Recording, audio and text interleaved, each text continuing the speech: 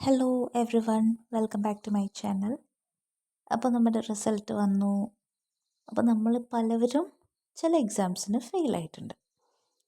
പിന്നെ ചിലവർക്ക് ഇമ്പ്രൂവ്മെൻ്റ് എഴുതണം. ഇപ്പോൾ കിട്ടിയ മാർക്കിൽ നമ്മൾ സാറ്റിസ്ഫൈഡ് അല്ല, സോ ഇമ്പ്രൂവ്മെൻ്റ് എഴുതണം.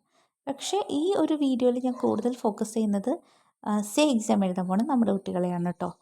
ഇമ്പ്രൂവ്മെൻ്റ് അല്ല, സേ എക്സാം. ഓക്കെ. അപ്പോൾ കുട്ടികളോട് പറയാനുള്ള കാര്യം, അപ്പോൾ നമ്മുടെ റിസൾട്ട് വന്നു, ശരി, നമ്മൾ ഫെയിലായി, ഓക്കെ, അത് കഴിഞ്ഞു. ഇനി അതിനെക്കുറിച്ച് കൂടുതൽ ഉപദേശിച്ച് നിങ്ങളെ കൂടുതൽ ഇപ്പോൾ ഒരുപാട് വെറുപ്പിക്കുന്നുണ്ടാവും. ഞാനും കൂടി ഇല്ല, വീട്ടുകാരുടെ അടുത്തുനിന്നും ഒക്കെ ഉണ്ടാവും. അതൊക്കെ ഞാൻ വിട്ടു, വേണ്ട, ഓക്കെ, ഡൺ, ക്ലിയറാണത്, ഫെയിൽഡ്, സോ അത് ക്ലിയറാണ്. അതിനെക്കുറിച്ച് കൂടുതൽ ഇലാബറേറ്റ് ഒന്നും ചെയ്യണില്ല. നെക്സ്റ്റ് എന്താ ചെയ്യാൻ പറ്റുമെന്ന് നോക്കാം. ഓക്കെ. അപ്പോൾ ആക്ച്വലി മാം, ഇപ്പോൾ നിങ്ങളോട് ഞാൻ സംസാരിക്കുമ്പോൾ ഞാനിവിടെ ഒരു ആക്സിഡൻറ്റും പറ്റിയ ഷോൾഡറൊക്കെ ഒടിഞ്ഞ് കിടക്കുകയാണ്. പക്ഷെ എന്നാലും എനിക്ക് വേണമെങ്കിൽ ഇങ്ങനെ ചിന്തിക്കാം, ഇനിയിപ്പോൾ യൂട്യൂബൊന്നും നോക്കണ്ട, ഇങ്ങനെ റെസ്റ്റ് എടുക്കാമെന്നൊന്നും അല്ല. ഞാൻ നോക്കിയപ്പോൾ എന്താ, നമ്മുടെ കുട്ടികളെ എക്സാം ഇമ്പ്രൂവ് ചെയ്യാനും സേ എക്സാം എഴുതാൻ പോകുന്ന നമ്മുടെ കുട്ടികളുണ്ട്. അവരെ സഹായിക്കാമെന്നുള്ള ഒരു തീരുമാനം ഞാൻ എടുത്തു. ലെഫ്റ്റ് ഹാൻഡും കൊണ്ടാണ് ഞാൻ ഈ വീഡിയോ ഒക്കെ ചെയ്യുന്നത് കേട്ടോ. കാരണം റൈറ്റ് ഹാൻഡ് ഷോൾഡറിനാണ് പ്രോബ്ലം വന്നിരിക്കുന്നത്. അത് പോട്ടെ, അതൊരു സൈഡ്.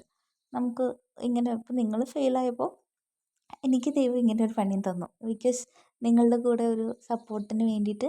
ഇപ്പോൾ എനിക്കല്ലെങ്കിൽ സ്കൂൾ തുറക്കും, പക്ഷേ എനിക്കൊരു 1 മന്ത് സ്കൂളിൽ എന്തായാലും ജൂണിൽ പോകാൻ പറ്റില്ല. സോ ജൂലൈ മുതലേ ഞാൻ പോവുള്ളൂ. അപ്പോൾ ഗോഡ് എന്നോട് പറഞ്ഞിട്ടുണ്ട്, ജൂണിൽ നമ്മുടെ കുട്ടികൾക്ക് എക്സാം സ്റ്റാർട്ട് ചെയ്യുകയാണ്. സോ കുട്ടികളെ ഹെൽപ്പ് ചെയ്യണം.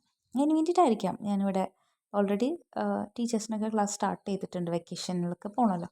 സ്റ്റിൽ ഞാൻ നമ്മളുടെ കുട്ടികളെ സഹായിക്കാനായിട്ട് എനിക്ക് സ്കൂളിൽ പോയിരുന്നെങ്കിൽ ഞാനൊരു കുറച്ച് കുട്ടികളെ സഹായിക്കാൻ പറ്റുള്ളൂ എനിക്ക്. ബട്ട് യൂട്യൂബ് വഴി എനിക്ക് ഹെൽപ്പ് ആവശ്യമുള്ള ഒരുപാട് പേരിനെ സഹായിക്കാം. ഞാൻ ഉദ്ദേശിക്കുന്ന ഇതാണ്, +2 കൊമേഴ്സിലെ നിങ്ങൾക്ക് ടഫായിട്ടുള്ള സബ്ജക്റ്റ് ഏതാണെന്ന് വെച്ച് കഴിഞ്ഞാൽ ആ സബ്ജക്റ്റിലെ അല്ലെങ്കിൽ ഏത് ടോപ്പിക്കാണെന്നൊക്കെ പറഞ്ഞു കഴിഞ്ഞാൽ നിങ്ങൾക്ക് ആ ടോപ്പിക്കൊക്കെ ഞാൻ നിങ്ങൾക്ക് മനസ്സിലാവുന്ന രീതിയിൽ ഈസി ആയിട്ടൊക്കെ എടുത്തു തരാനായിട്ടുള്ള അങ്ങനെയൊക്കെ ഞാൻ ശ്രമിക്കാം. അപ്പോൾ നിങ്ങൾ ഫുള്ളായിട്ട് ഞാൻ ഹെൽപ്പ് ചെയ്യുക എന്നുള്ള ഒരു എയിമിലാണ് ഈ ഒരു വീഡിയോ ചെയ്യണത് കേട്ടോ. ഹെൽപ്പിങ്, അതാണ് ഉദ്ദേശിക്കുന്നത്. നിങ്ങൾ അതായത് കുട്ടികളെ ഹെൽപ്പ് ചെയ്യണം. കുട്ടികൾക്ക് ഇപ്പോൾ ഹെൽപ്പ് ആവശ്യമാണ്, സോ നമ്മളവിടെ ഹെൽപ്പ് ചെയ്യുന്നു. നിങ്ങൾ ഫസ്റ്റ് ആലോചിക്കുക എന്താ ചെയ്യേണ്ടതെന്ന് വെച്ചാൽ, ഫസ്റ്റ് നമ്മൾ എക്സാം എന്നാണെന്നുള്ള കാര്യം മനസ്സിലാക്കുക. എക്സാം എത്രാം തീയതി മുതൽ എത്രാം തീയതി വരെയാണെന്ന് ഓർക്കുക. ടൈം ടേബിൾ ഒരു പേപ്പറിൽ എഴുതി വയ്ക്കുക. യെസ്, ഇന്ന ദിവസം മുതൽ ഇന്ന ദിവസം എക്സാം നടക്കണം, എനിക്ക് ഈ ദിവസങ്ങളൊക്കെ എക്സാം ഉണ്ട്. രാവിലെയും ഉച്ചയ്ക്കും എനിക്ക് എക്സാം ഉണ്ടാവും. കുഴപ്പമില്ല, നിങ്ങൾ പേടിക്കണ്ട.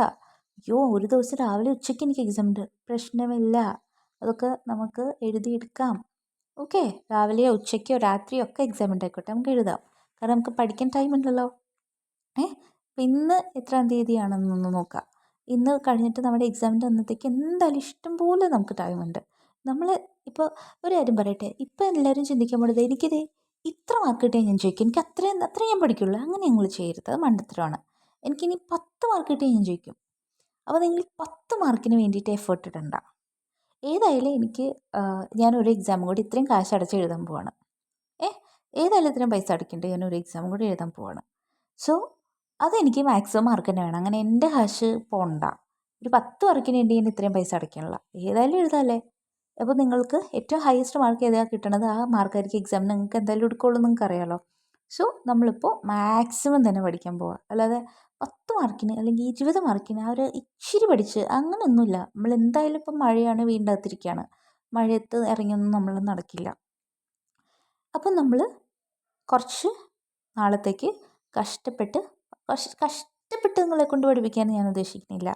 കുറച്ചൊക്കെ നമ്മൾ അഡ്ജസ്റ്റഡായി ഇതൊക്കെ എന്ന് വെച്ചാൽ പഠിക്കാൻ നമുക്ക് വേണം, നമുക്ക് അത്യാവശ്യമായിട്ട് ഇത് വേണം. കുറച്ച് പേർക്ക് കുറച്ചൊന്ന് പ്രൂവ് ചെയ്ത് കൊടുക്കാനുണ്ട്. കുറച്ച് അവന്മാരും കുറച്ച് അവളുമാരൊക്കെ എന്നെ ഞാൻ പരീക്ഷയ്ക്ക് തോറ്റു എന്നും പറഞ്ഞ് കുറേ ഷോയും കാണിച്ച് ഇവിടെ എന്നെ കളിയാക്കി എൻ്റെ ബന്ധുക്കളും നാട്ടുകാരും കൂട്ടുകാരും ഒക്കെ ഉണ്ട്. അവർക്കൊക്കെ കുറച്ച് ഒരു ഡോസ് കൊടുക്കണം, വേണ്ടേ? നിങ്ങൾ ആലോചിച്ച് നോക്കുക.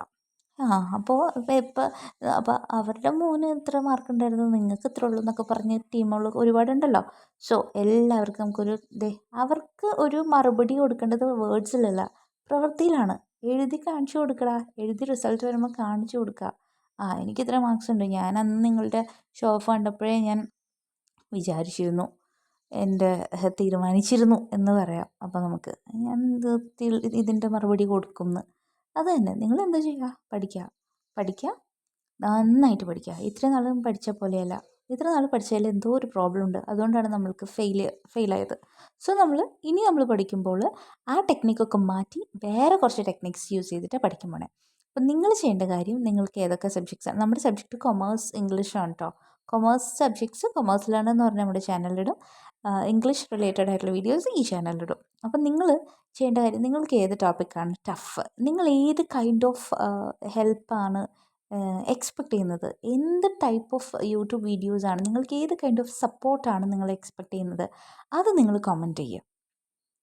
അത് കമൻറ്റ് ചെയ്യുമ്പോൾ എനിക്കത് മനസ്സിലാവും. ഓക്കെ, കുട്ടി ഉദ്ദേശിക്കുന്നത് ഇതാണ്. അല്ലാണ്ട് ഞാൻ പറയുമ്പോഴേക്കാളും നിങ്ങളത് പറഞ്ഞാലാണ് എനിക്ക് മനസ്സിലാവുള്ളൂ. ഞാൻ എന്ന് പറഞ്ഞാൽ എല്ലാ നമ്മുടെ കുട്ടികളുടെയും മെസ്സേജസ് കമൻസിന് റിപ്ലൈ അയക്കുന്ന ഒരാളാണ്. നിങ്ങൾ എൻ്റെ വീഡിയോസ് എടുത്ത് നോക്കിയാൽ കാണാം.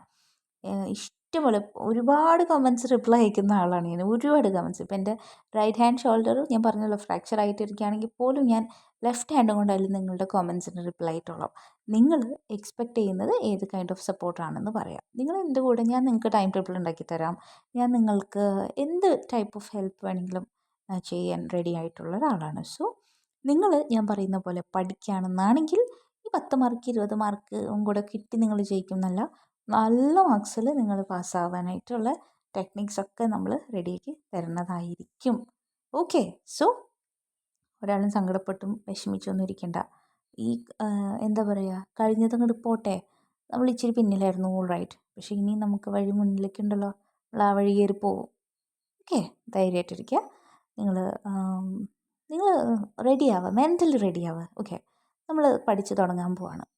ഓക്കെ, നിങ്ങൾ മെൻ്റലിയും കൂടെ ഒന്ന് റെഡിയാവുക. എന്ത് പഠിച്ചാലാണ് A+ലേക്ക് എത്തുക, ഓക്കെ, എന്ത് പഠിച്ചാലാണ് ഫുൾ മാർക്സിലേക്ക് എത്തുക എന്നൊക്കെ ഞാൻ പറഞ്ഞുതരാം. അതേപോലെ പഠിച്ചു കഴിഞ്ഞാൽ ഡെഫിനറ്റ്ലി നമുക്ക് എല്ലാവർക്കും നല്ല മാർക്സ് തന്നെ മേടിക്കാൻ പറ്റും. All right. Okay, so thank you for watching. Bye by.